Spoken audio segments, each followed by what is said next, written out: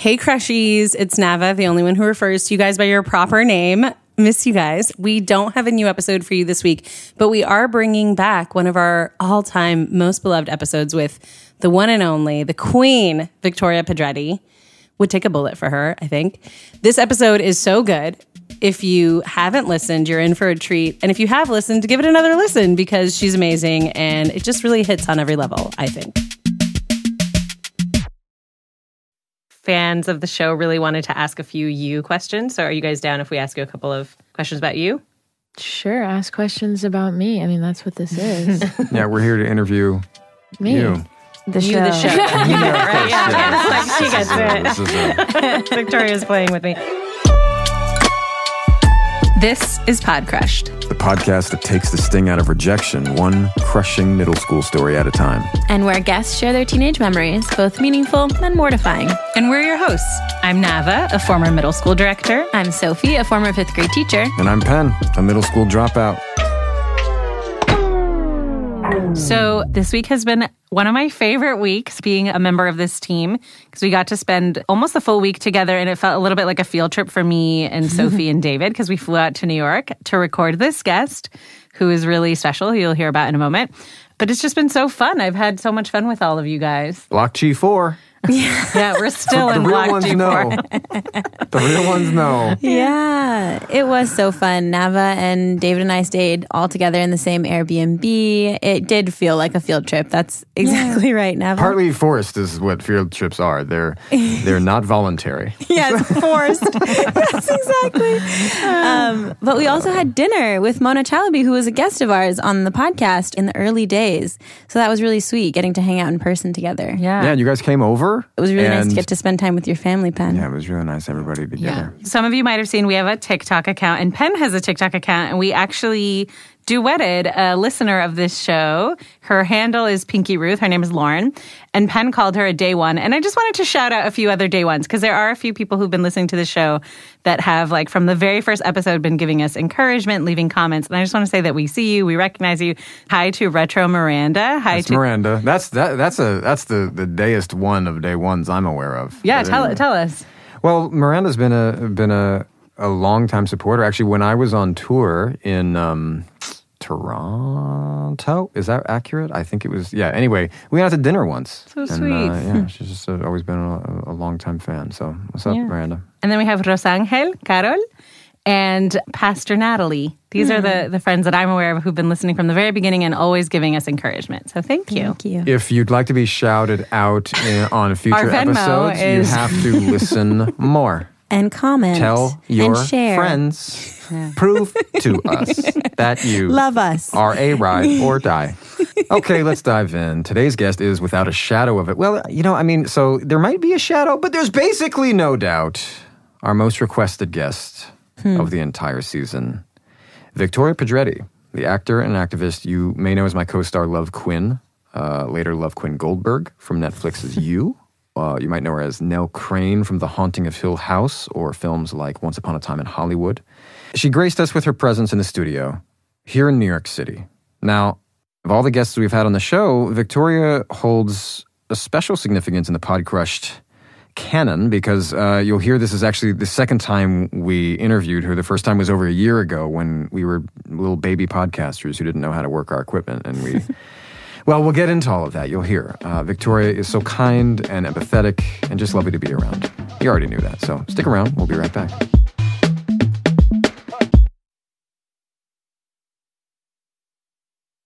Victoria, thank you. Not just for being here today, but for doing this twice. So a little bit of background context. A background context that's redundant, as is having Victoria here. Because the first interview we ever did was with Victoria. It was over Zoom, and I'm going to call both of us out. I think you either didn't press record. I also didn't route the mic correctly because this was like the first interview. We had sent you a mic and that was confusing. We did not give you good directions. So it was like a technical snafu, and we had a whole episode that we loved, that we wanted to be the first episode, and we couldn't use it. Yeah. So we were heartbroken. And since then, we've had all these people commenting, like, when are you going to get Victoria? How When come are you've you had gonna this person from you, but not Victoria? We're like, we know it doesn't make sense. Yeah. When we thought your audio was usable, I was going to re-record all of my audio as though it was spontaneous, which... What a great acting talent. Yeah, exactly. Honestly, I was like, yeah, I guess I can do it. I mean, I'm sure I can do it. But I was thinking of those 2 hours. I was like, man, this is going to be like really... But anyway, so I finally texted Victoria being like... Tail between his legs. Yeah, is there any very chance? long blue block. I was like, I'm really sorry. But anyway, so Victoria has graciously agreed to come on again. And so what I did was I didn't listen to any of the old stuff. I was like, I'm going to let myself forget about as much of that as possible. And we're going to do take 2. But it's not just going to be the same old, same old. It's going to be... No, that was our first interview, so... We were frankly... Awful. Really underperformed. Yeah, actually, we were bad. I wasn't going to interviewers. say anything, but Thanks, Victoria. This will be a better experience She for actually everyone. purposefully did not record. She was like, she I can recorded, tell. but she was like, I'm not sending you this audio. I really don't. It sounds like me. Like I believe that I did not press record, but I don't remember the conversation at all. Okay, good. That's good. Yeah, Today will be start fresh. It's nice. We haven't been able to do that many in-person interviews, and Victoria is here shooting a film. A film called Pony Boy. Pony Right. Boy. Here in New York. And actually, usually New Nava- Jersey, actually. Oh, wow. Yeah, and you're doing a New Jersey accent, which we won't ask you Oy to do. But we see the nails, so that's something that... Yeah. So maybe just let's start off, as Nava likes to say, paint us a picture. Who were you? What were the things you were going through? When I was in middle school, I was obsessed with the musical Hair. I was obsessed with the civil rights movement. I was like They really mix well. into social justice, the counterculture, and it made me very unpopular. You know, I was trying to engage with other students about like political conversations. Kids were like, can you calm down? Yeah. But I really cared about these things. I thought that they were important and that they affected me, even if I didn't have the ability to vote. Yeah. And I mean, you were right. Yeah. Did you have a close friend? Like, did you have anyone in your class who was like, yeah, I want to talk to you about politics? Yeah. I had one friend, Lily Frankel. We were both really into hair. That's cool. Love that. I like that. We both were really into talking about like the presidential election. That's when Barack Obama was elected for the first time. Wow. Yeah, that's also when I was 13, I went to a Jewish summer camp. That was kind of the first time that I really felt like I was becoming the person that I wanted to be and that I had the ability to define myself on my own terms. Like the truth of the matter is I was partially disruptive because the environment I was growing up in was very chaotic. And I think we don't take that into account with kids enough too. When they're like, well, why are they crazy? And then it's like, we don't know what they're going home to. Yeah. So like there was a lot of chaos there, and being able to get away from that for like a whole month was so healing for me, even at 13. Like, and I remember getting into the car and my parents just being like, you seem different. I was like, I am. Aww. And I can't like say enough about those. You know, teachers can do a lot of good. And the counselors that I worked with, I remember me doing something maybe not disruptive, but maybe a little mean, you know? And I remember just somebody being like, why did you do that? You know, and just being asked that question, just being like, I don't know, and I don't want to. Yeah. You know, this is just how I'm being taught to deal with things. That's actually you know, really beautiful. this is Yeah. what's So being profound. modeled for me. Yeah. Yeah. But I don't have to be that person. I Yeah. can be whoever I want to be. Especially when nobody knows who you are, you know? Yeah. Like, I went by Tori at summer camp. Really? Yeah. Wait. cute. Tori or Toria? Tori. Tori. Yeah. So this was in, I want to say Pittsburgh, but it wasn't Pittsburgh proper. No, I'm from the Philadelphia area. Yeah, okay. You're like, please. We've known each other for a few years, but whatever. Hold on. But it was. I went to college in Pittsburgh. Okay. I also do not know my Northeast. I don't know my geography Pennsylvania. outside of New York State very well. It's all New embarrassing, Jersey. Actually, I'm just like it's pretty close. Is it? Do people say, when it's Philadelphia, do people say Pittsburgh? Is it Are those the same? Is one a nickname for the other? Very far away from each other. yeah, hardly ever been there. Yeah, I grew up in Bucks County, which is a suburb of Philadelphia. I remember season 3, I think, you were reading a book that has now become very popular by Gabor Mate, who we're actually going to have on the show. No fucking way. Yeah, that's how I felt.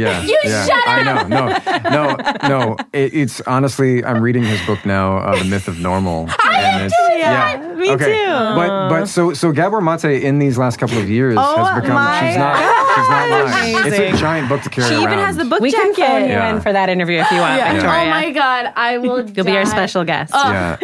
So, I'm a fangirl. Love that. But you were reading a book that again has now I think like caught fire. I hadn't heard of it, and his name sounded vaguely familiar to me then. But anyway, it's called Scattered, and I know there's so many people who like have felt seen and identified by this book. I've heard him talk about ADD or ADHD like sort of more marginally when he's talking about something else. Yeah. And I just remember you feeling really encouraged by that. I mean, through the lens of discussing something like being diagnosed with ADD, like that part of my life definitely made me feel like it was a defining factor in who I am as a person. When were you diagnosed with ADD or ADHD? I think I was like 7. Oh, wow. Yeah, that's young. I was really young. And I think it was because I was so disruptive that they were like, shut her down. Figure something out. Yeah. Like a huge part of being called disruptive was that teachers were pressing my parents to medicate me. And so that's something that happened At very 7. early on. Yeah. So I was medicated from the ages of like 7 or 8 to like 11, at which point, like, I think it probably really affected the development of my brain, probably. That's why I'm like this. And You're actually never just like this. That's actually what I do. You're okay. I didn't grow. I didn't eat. I don't think it made me less disruptive. Yeah. But I was like on speed and like went through withdrawal when I was like 11. Like that's pretty hard drugs to put a kid on. And also over the course of that, you start to feel kind of like ostracized because like I was like tested into like mentally gifted, but was also in special ed.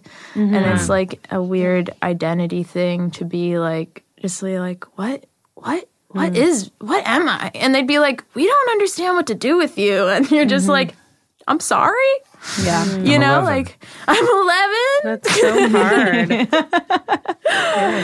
Oh, that's wild, Victoria. The word disruptive, when you said that, I was like, because when I was a teacher, that was a word that was thrown around so much because it's like kinder than, you know, they're causing trouble or they're disruptive felt nicer, but it is really an intense descriptor for a young child. I was asking questions. Like when I think back about it, I was really trying to engage in learning. But what they want in a public school, I mean, like this is how I feel about it. Like they're trying to make tiny little capitalists who will Go off.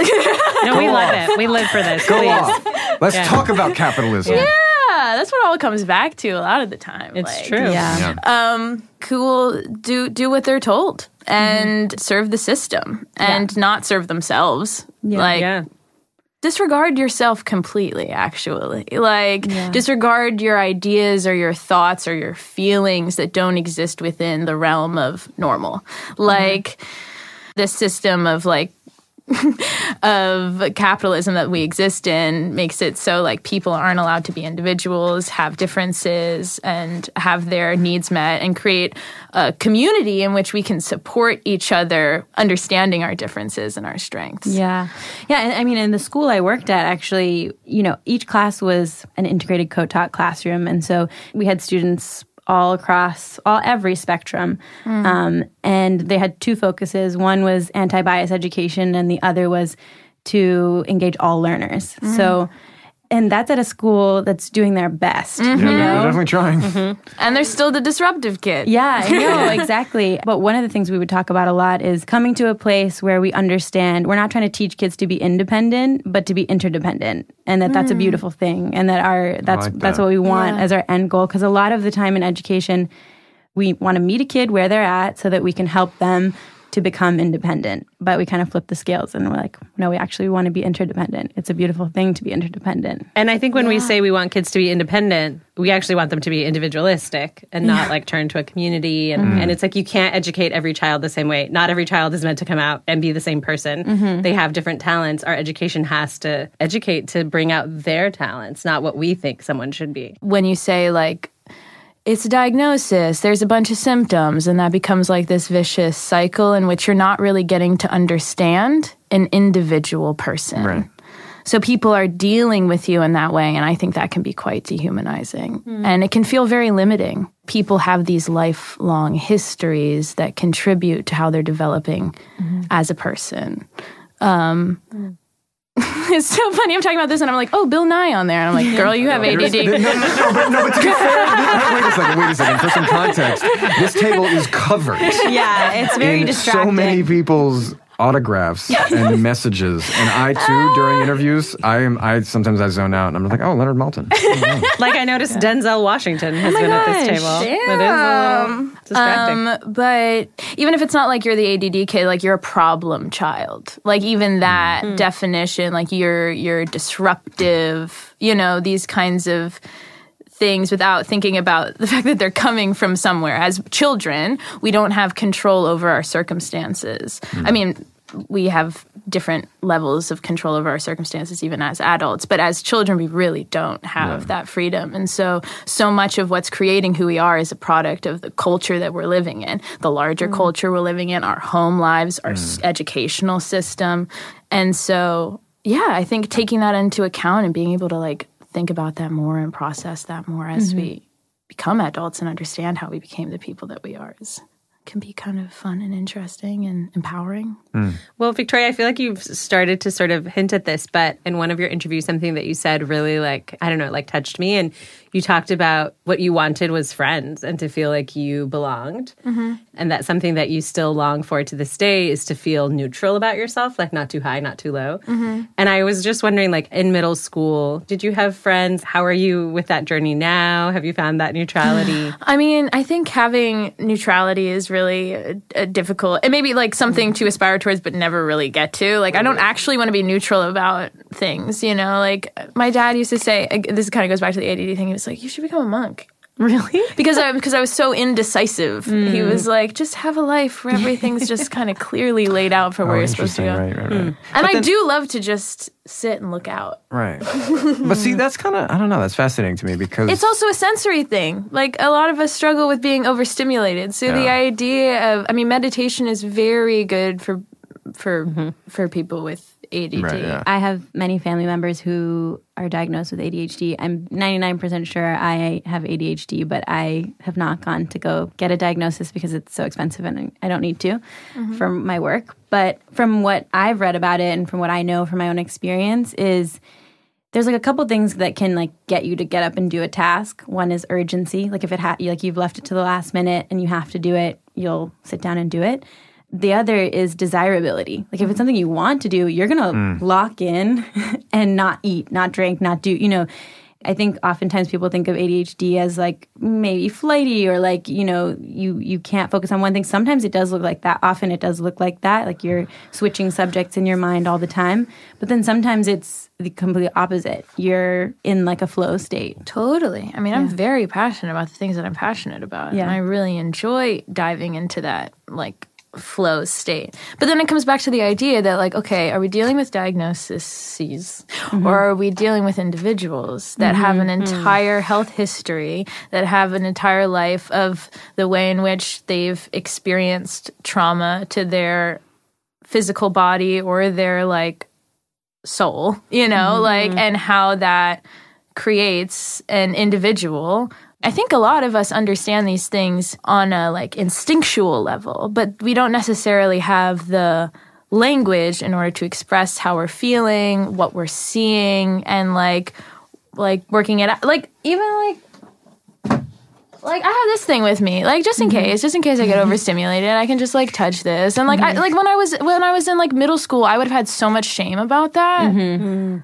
It's like a sponge. Like I'm holding a sponge that has shaped like a fish that has little pokey things on it that you can just to be honest, touch. I really want to. Yeah, Here, I'll pass it around. Everybody can touch the fish. That's really cool. I really like that. Yeah. This is really nice, actually. Sophie's like, Penn, hand it over. Stick around. We'll be right back.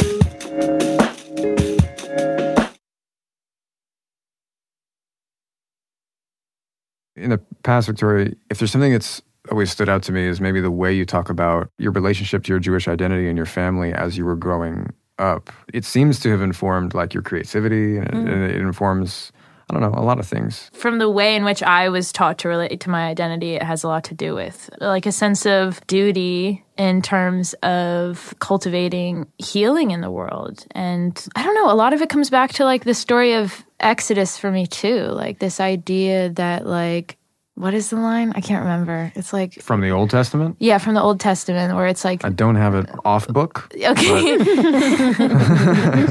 Some people really got it right in their back pocket. Amazing. When people do, I'm like, wow. Wow. Yeah. But something like, we should never treat people like strangers in our land because we were once strangers in Egypt. Wow. Wow, I love that. We're a wandering people. I feel like Passover is a conversation about refugees all over the world that we retell every year.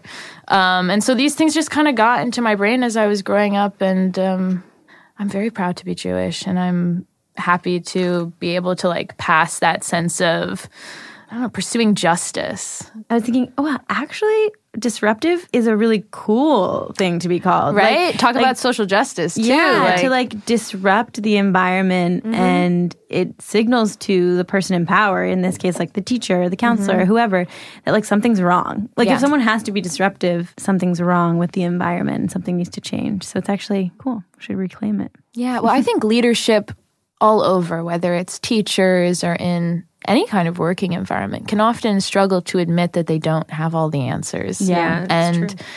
I think great leadership is the willingness to listen, you know, because you're there to serve the people you're leading in part. Like, so. I also just wanted to point out when you said that someone asked you, that's really powerful because if they had like shamed you, which sometimes is like the impulse, like being a school administrator, a teacher at points, like you're like, how could you do that? Like that was the wrong thing to do. Yeah. But that might elicit in the person like defensiveness and no reflection on the behavior. Yeah. Whereas like you had an opportunity to be like, I don't want to do that. Why did I do that? And that's really powerful. Yeah. I mean, like, I think learning that there are consequences is very important. Understanding that you ought to take responsibility for what you've done is important. But I think that we're moving away from it to the point where sometimes I hear like, We need it. we need a little bit more punishment. Like, we're just letting these kids do anything. But I think excessive punishment can definitely just shut a person down. definitely, Yeah. You see that especially with toddlers. It's so clear. Sometimes they can like throw something and like really hurt you, you know? And it's like, you know, it is the beginning of seeing like, wow, it would be so easy to take that personally and get upset. And then to try and hold a toddler accountable for something is, if you really think about it, it's insane. It just doesn't make any sense. What you have to show them is mercy. Like that's the best thing because then they learn how to soothe and be like, oh, that's a... Yeah, it's just like it's... And then once in a while, just put him in a cage. Just, you know, he's really not getting it. Yeah. With your friend, you mentioned... Lily Frankel. Were you, and you know, you both loved hair, and you both were you both like little dramaturgs? Were you like little? Was drama becoming a thing then? Just in case our listeners who don't know what that is, hair is a musical. Yeah. So it's not just like the thing that grows out of your head. It was one of the first rock musicals. Oh, right. Was drama becoming a part of your life then? Yeah. Theater? Yeah. Well, middle school was the first time that you could... middle school. Yeah. Ready? Middle school was the first time that you could audition for the school musical. And I had waited for this moment. They were doing Into the Woods. Oh, yeah. Oh, that's a great one. That musical actually deals with a lot of very adult things. Lily Frankel got cast. Oh shit, Lily Frankel comes back again. And Isena, who was my best friend from elementary school, they both got cast. And they were the only 6th graders to get cast, and I wasn't. 2 of my closest. Oh, that's hard. That's tough. And I was devastated. Yeah. That's really hard. And they also told me that part of why I wasn't cast was because I was like confident. Talking about an 11, 12-year-old, they said that they felt like I was too much of a diva. They did. I mean, I don't think I was perfect, but I was also 12 years old. Yeah. And I was very confident and excited and passionate about what I was trying to do. Just for the record and for the listeners, Victoria, you are I can vouch for that. Victoria is extremely committed. I thought he was going to say Victoria is a diva. I was like, what? Is extremely committed. I really do feel like the intensity of your character Love on the show just grounding that crazy. See, here's the thing is, even as I'm about to call her crazy, because the way I talk about Jo is obviously just ridiculous. Yeah, she's crazy. Yeah, she's crazy. But like, hats off to you as an artist. I think when you're like on set and when you're playing her, like, you identify with her so much. And again, I think that's beautiful. I think the way I view Jo in some ways limits the way I'm able to portray him. Whereas like, you really embrace her, I think. Or I don't know, is it accurate to say that you like embrace your characters? You do something very... Yeah, to the point where when I was watching the 3rd season, we're just like, I think it's the scene, it's in like the first episode, like just starting it, and we're like in the basement, and I just killed Natalie, and we're like yelling at each other. I was like... my mouth is agape. Yeah. I was like, this is crazy. I was like, she's so fucking crazy. Because at that point I'm dead, I have a distance from it. And now I'm watching it and I'm like, no, I was really in it. Like I was really like, these are the circumstances. This is her justification. Yeah. And that's it. I need to say these lines. They need to be felt completely. Yeah. There's no room to be... like judgmental or analytical of it. Like, that's not my place. I mean, now I have my judgments. Like, I would say she's crazy. No, she's a serial killer. Like, she's, but I also know exactly how she got to be how she is. Yeah, actually. I have a very soft spot in my heart. She jumped out with some really, like, almost problematic. Yeah. Like, she's not a serial killer. This came out. Made her do it. We did an episode where, like, we're talking about the show because so many listeners asked questions week, about. Actually. Yeah. And Sophie, like, had some super hot take, like a shot. Like, she was like, love isn't really. What did you say? She was like, Jo made love this way. She wasn't a serial killer. Her whole life made her that way. Yeah. Well, she sees herself as a victim. Yeah. She doesn't see a space for her to I think go above her circumstances. She's always looking for justifications to explain what she's doing and what she did instead of doing the hard, disciplined, rigorous work of trying to better herself, for her child, for her life, like she's just like, I'm a product of my circumstance, as opposed to being like, maybe I should try meditating, so true. Well, I think you played her, particularly in season 3. You were amazing in season 2, of course.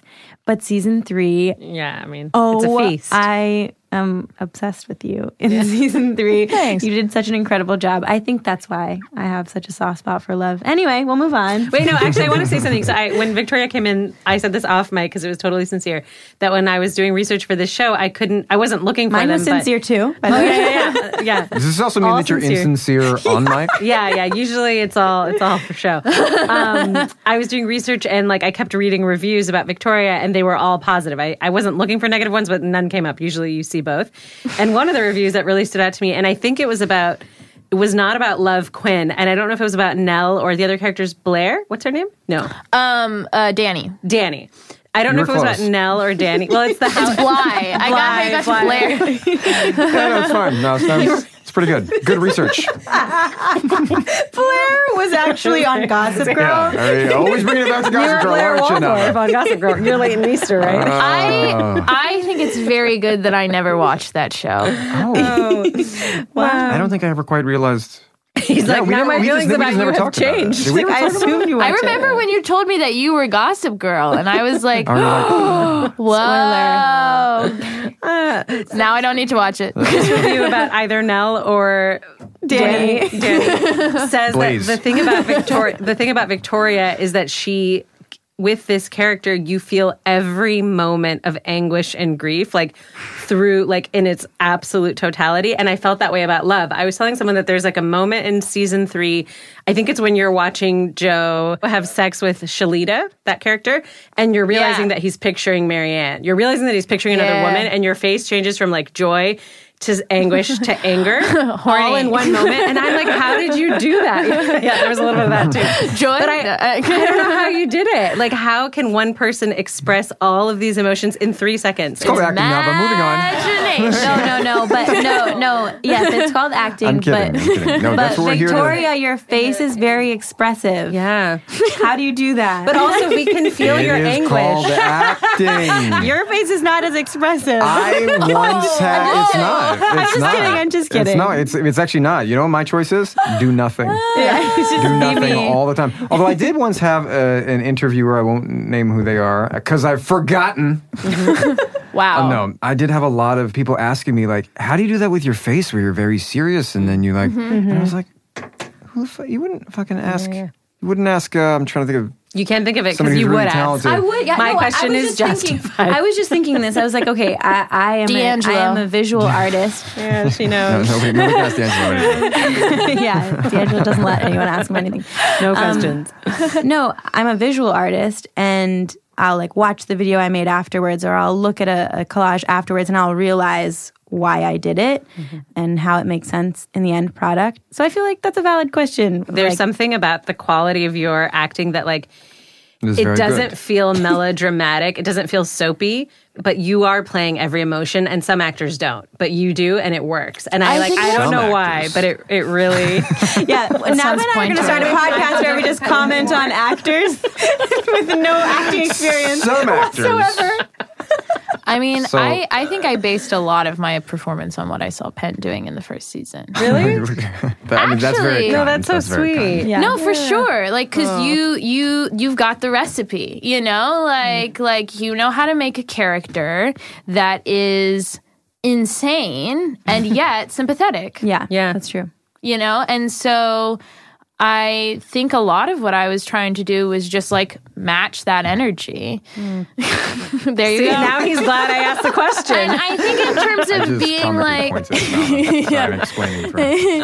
I think in terms of being like really expressive, like I don't know what the fuck I'm doing. Like I'm just existing in my imagination, and I think that I can overact sometimes, and I think that that's something that you know You have like to be you're willing just- to. Yeah, like You really I'm just trying to find the balance, you know, and hopefully there is difference from character to character. Like I think you really need to see all of what Love is experiencing to go on that journey with her, you know. Yeah, I mean, maybe probably training as an actor contributed to it a bit. Like, Yeah, what made you decide to go into acting, and how did you fully get into it? I mean, I think it goes back to even middle school. Like, that happened. Then I was on crew because I was like, I'm going to get as close to this as I possibly can. Like, I really don't have pride about it. Like, I just want to be a part of this. I want to be a part of this collaborative process. I want to be a part of this community. Like, every time you do a production, whether it's a show or a movie or a stage play, like, you're building a tiny, like a little community. And it's so enriching. Talk about friendship, connection. Like, That's why I loved especially it. on an artistic level, right? Like, it's so life-giving. And so I just pretty consistently through like middle school and high school, like didn't really get the lead. And like, I don't know, I think that set just more fire under my butt, you know, to be like, I'm going to show you. You didn't give me the opportunity. Then I'm going to show you. Like that was really a huge motivating factor, That's if I'm going to be amazing. honest. Because that could it could have gone the other way. Yeah. I feel like It did not discourage me. I was like, I don't know why you're not casting me. Like I know that I have something to offer, you know, love and I that. want to figure out if it's not working, like how I'm going to get there. Yeah, and then you know, then you go through middle school, high school. I didn't get into the musicals, but I got into the play. So you And when I still got- weren't. Still wasn't really getting cast. Didn't get in the musical, but I got into the play. Didn't really get into the play, but I could do the one act. And the one acts went into the one act competition, but then I won an award at the one act competition. So I was like, okay. Somebody likes me. People are responding. I'm getting laughs. That gets you for sure. I'm getting laughs. I'm getting tears. People are responding to it. That's what I want. That's what I get out of theater and film and television. You know, we have the possibility to have a catharsis together. It's spiritual. It's real, you know, like. And then I was like, wanted to drop out of high school very desperately. I will never forget like being at a Joe's Crab Shack and being like, Mom, let me drop out of high school. Wow. To like perform? Probably. Or is it not totally whatever, related? just to be out of school. Be out of school. Okay. Yeah. Primarily, but also like, I could just like go somewhere and try to pursue this and figure something out for myself. Like I don't think I thought I was just going to immediately work as an actor. But then I got into one of the best acting programs in the country, and that was again very motivating. So I was like, I don't want to wait for that. I want to be there now. So then that's how I ended up going to a conservatory program. And then your first professional job was Nell, right? Yeah, in the Haunting of Hill House. That is Blair. so unlikely. Blair Waldorf on Gossip Girl. Blaze.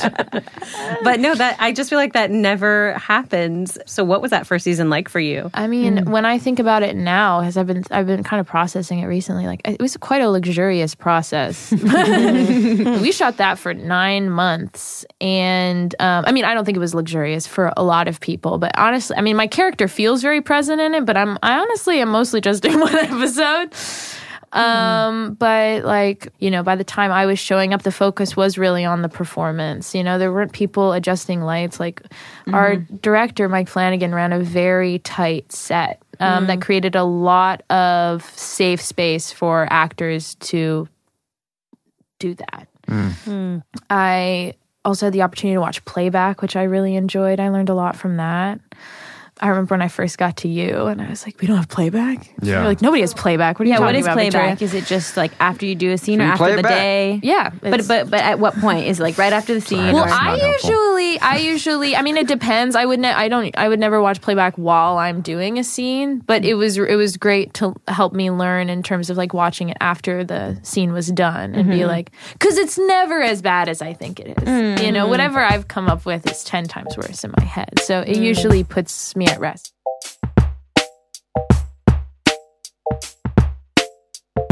Victoria, you mentioned that you think you're probably a pretty confident person, or more confident than most. And I mean, I've made it clear how incredible I think you are. But because you were straight away on such big shows, I'm wondering if you ever dealt with a feeling of imposter syndrome or not feeling like ready.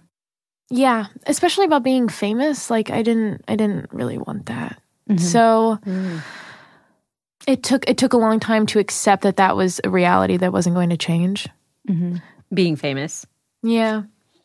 Because you're just exposed, you know. Once you have exposure, people know who you are. They're not going to forget. I mean, yeah, the young people might not know, you know, right. but like the people that really like took in the work that you did are probably not going to. Yes, I know exactly. I know what you're talking about. Yeah. We can cut this, but it's interesting because before you came, Penn and I went to get lunch together. And when we walked out of the building, this girl jumped. She like gasped and jumped. And I thought it was funny because I forgot that Penn, I often forget that Penn is famous. I don't know why, because people always recognize Sophie him. forgets that I'm an actor. I like forget that he's famous. And for a second, I was like, why did that girl just jump when she saw Penn? And then I like laughed. And so I asked Penn about it, kind of like, I was like, oh, that was kind of funny. And he got somber, like the mood changed. And then we had like a brief conversation. He was just talking about like it's always hard. Like it's not something that he enjoys, you know? It's not something that anybody really is meant to be subject to, I think, in a way. And let's be like, I'm going to be real. Like I was made fun of in school. So when a bunch of people are all snickering, looking at me in a corner, it makes you feel awful. It doesn't feel good. Yeah. No, I know. It's tough. Yeah, we were on the train over here today, and there was a girl probably like 21 or something. The and one sitting right there behind you? Yeah. No, not behind me, to your left. And she was like filming Penn and like looking at her phone. And actually, I didn't realize it, but that's what it felt like. For her, she's probably just like excited. but it came across as like mean. Like it's like, I think it probably brings you right back to middle school where it's like, you don't know what someone's thinking or who they're sending it to. Into this show. It's like, who are they sending that to? Yeah. What are they saying? And here's the thing, it's never about you. It's always about you. Yeah. Sorry, I have to slip into it every now and then. See, what that was deflection. Yeah. I think we all picked up on that. Yeah. It was subtle. No, you did not, Sophie. Subtly. No, just to say, like, I feel for you guys. Well, Some people love it. yeah, I mean, Some people No, it's love true. it. Some people do love and it, yeah. some people think that that's the life anybody would want. yeah. And you became an actor so you could be famous, duh. And it's like, no, I thought I'd work on some stage that nobody was going to see, and I'd impact the people that shared space with me. Right. And it wouldn't be about that, you know? Like, I took jobs because they were jobs. I got out of college. I didn't have money. I, like, took the jobs that came to me, you know? I wasn't being particularly discerning in that way either. Yeah, and then you were thrust also, at you very suddenly. You was not a huge hit when I signed on for it. Like it hadn't gone to Netflix yet and it hadn't blown up on that platform. So I didn't know that it was going to be such a huge thing. There was like the plan of that, but it hadn't been released. Yeah. And so it hadn't blown up. Victoria, you just mentioned that kids were mean to you. And so when someone's like standing in a corner looking at you and laughing like that, it brings you right back to that place. Would you mind sharing an example of how? Because I know that that's something that our listeners struggle with a lot too, and they might feel, I don't know, a relief knowing that someone like you has also gone through it. Yeah, I feel like a really good example of this that happened in middle school was that I was in math class and like I remember these people like sitting over there snickering, looking at me, and I was like, what's going on? And this one kid like gives me a little phone number and he says, it's my phone number, call me. And we had lunch right after that, so I went to lunch and like I walked out of the lunchroom. Like I remember standing in like a hallway, or I don't remember, but anyway, I was in school and I called the phone number and it was the rejection hotline. Oh No. It's so awful. That's so even that exists, number one. Yeah. That's so awful, Victoria. But also, it's so unprompted. It's like it really came out of nowhere. Somebody it's like a live action troll, like internet troll. That's so unfair. Yeah. I mean, even since elementary school, I think because I was so passionate and so obsessed with justice, it was very easy to get a rise out of me. Like, 'cause I would just get so excited about things, and I was like pretty serious, and like, you know, I would get really, really loud about like the things I was passionate about. Like when everybody was calling everyone gay, like I'd be like, don't say that, you know? And like people loved it. People were like, ha ha, look at you getting caring about things. Like I think it was also very in fashion to be apathetic at the time. Yeah. It's less so now, I think. I think so. But then I like went to my nephew's soccer game. Yeah. And don't go to a soccer game. I mean, you're not going to find it there. And I was looking at the kids in high school, and I was like, they literally look like, has the fashion changed actually that much? You know, like, Crocs. No, it's right back to where it was. Everybody looks exactly the same. It was so weird. I was like, did that guy never leave high school? I think I went to high school with him. Yeah. Can I ask how you feel around middle schoolers and high schoolers? Because I think the joke is that as a class of people, which we all go through, like we are the most awkward and sensitive and self-conscious, and yet somehow exude something that makes adults fully like cower. Oh shit! There's those high schoolers. Okay, just nervous. You know what I mean? Yeah. Like, how do you feel around people that age? I don't know. I was just hanging out with high schoolers, and it was like pretty fine. I mean, I want them to like me, but I don't want everyone to like me. Mm-hmm. No, that's not true. I think that I don't actually spend, like when I'm thinking about it, I don't spend time around middle schoolers or high schoolers ever. So what I'm saying is you just want to go hang out in middle school? Should we leave here? Careful. Is really based on nothing. So, I mean, I feel like I just try to deal with people as people, and I'm often I'm often very consumed with what I was thinking about at the time. Like if they're doing anything weird, I'm just like, oh. Or if they're being mean, I'm just like, oh no, they're sad. You know, like I feel like that's my response. But what about you, Penn? I mean, You're living with a middle schooler. Yeah. My stepson, he's going to be 14 soon. Wow.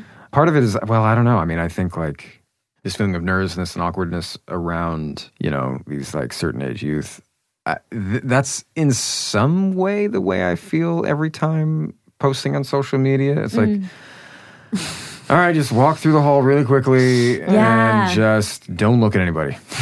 That's so funny. Such a good analogy. I think that's maybe the way that I felt previous to getting on TikTok, which is interesting that it's like, I did not anticipate it at all to feel this way, but it feels somehow a lot more relatable. It feels a lot more like commenting makes more sense. Whereas like, the comment section of an Instagram post feels like the hall or the lunch where everybody's just like talking about, well, and in this case, it actually is about you. And it's, and so it's a very, in Hollywood itself isn't, I think, beyond, if it's lucky, it's at the age of maturity of high school, and it isn't really gone beyond that. I think there's so much about it. There's so much about it that is just so consumed with optics. Yes. Yeah. And the way that things appear, and and how if you're not aloof, but just certain people just when they say they have that it factor. I mean, a lot of times it has with the way they look or whatever. Yeah. So it's just it's to me the beauty of it somehow is like the older you get, the more you can accept the lightness of life, the sweetness of life. Part of what we think about in this show is like, if we can understand why it takes so long to get there, what could we be sharing with our youth when they're about to go through that, when they are going through that, so that like it doesn't have to be such a long boomerang back to sweetness, back to lightness.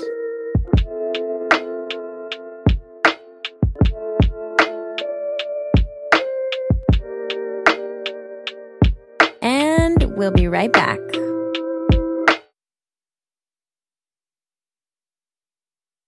I do know that fans of the show really wanted to ask a few you questions. So are you guys down if we ask you a couple of questions about you? Sure, ask questions about me. I mean, that's what this is. Yeah, we're here to interview you.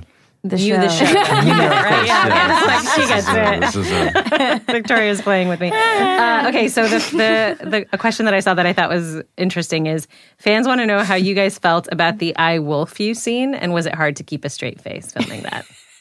I fought it a lot. I really? Just didn't do it. I don't recall struggling with it. I mean... No, I think there were many moments where I was like, why are we doing this? And you were like, Victoria, just do it. Oh wait, that's the exact inverse of my relationship with Penn. Penn is like, it's true. He's like, why are we doing something? Like, Penn, just do it. Yeah. Just trust me.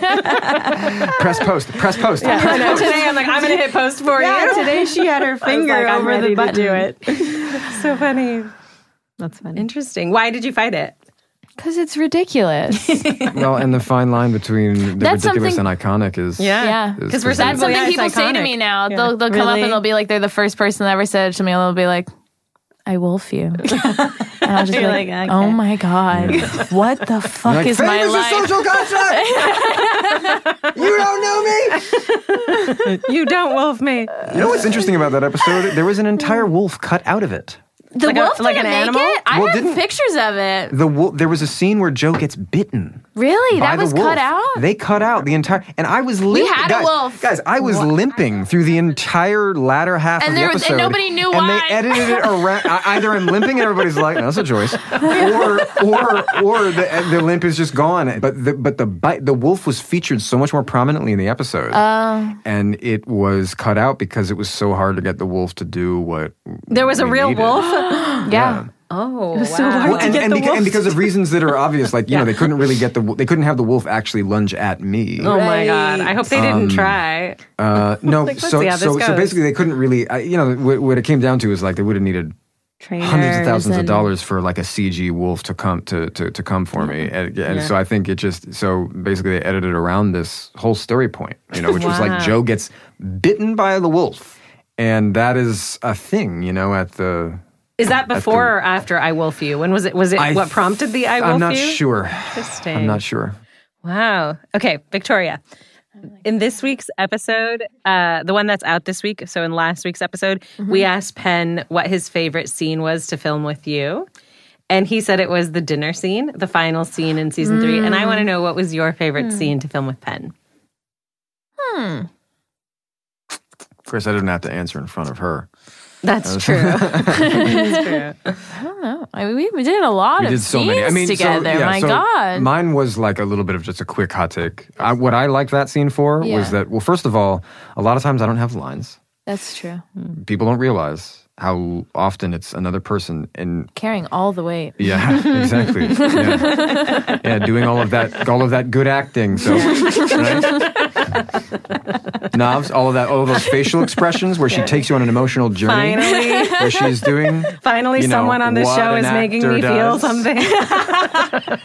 Yeah. What I liked about that scene was, I don't even particularly love my performance. I just liked that there was such a give and take. And actually, now that I'm thinking about it, episode 2, all those therapy scenes. Oh, that was fun. That actually, I'm revising my answer. Those are, to me, that's episode 2 of season 3. Yeah, maybe those. That was really fun. What was fun about that? Well, that we were talking. Like, they were real, like, scenes in which you're talking and responding, and, like, there's dialogue and there's a journey through the scene. It's not just starting in a heightened place. I always love scenes in psychologists' offices, across the board on everything. I think it's a great space to explore characters with their guard down a little bit. But yeah, I really loved the end of season 2 too. Some of those were really fun, especially when we're like yelling at each other. And I think it was, I think when I'm just like, you were looking at a fantasy, and like we're going back and forth about like finally being like really open. And that's what I really hoped that season 3 would be. And there was so much of like that real confrontation that ends up being like deeply funny because neither of them kind of sit on a moral high ground. So we do have a final closing question, which is if you could go back to your 12-year-old self, what would you say to her? Honestly, I don't think I could tell that little girl anything, but I think it would be more like, you're not okay, and the fact that you feel like this is not okay is a good sign. I feel like more I'd want to listen. I like that. Yeah, because I think that's what that person needed, was somebody to listen.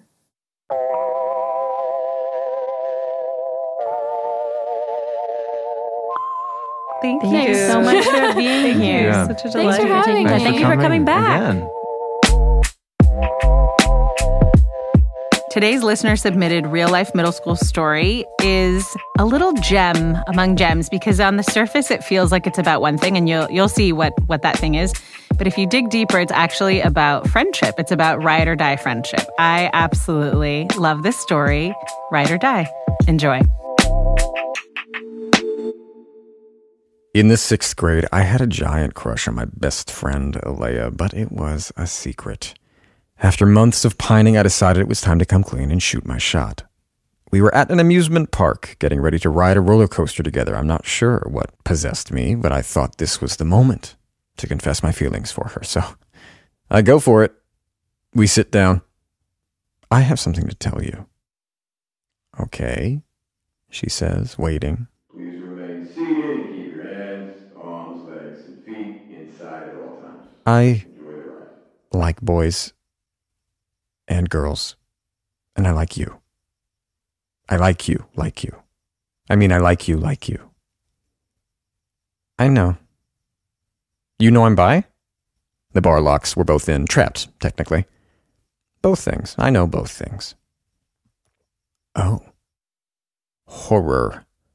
Or is it relief? Yeah, I found that story you wrote, the one where we were girlfriends. Nope. Just horror. No, it's totally okay. I still love you, but I just like boys. And just then, we start to take off. The butterflies in my stomach are turning to, I don't know. But suddenly I feel hot and wet and, oh no. No. Am I peeing? I am definitely peeing. Okay. Let's just keep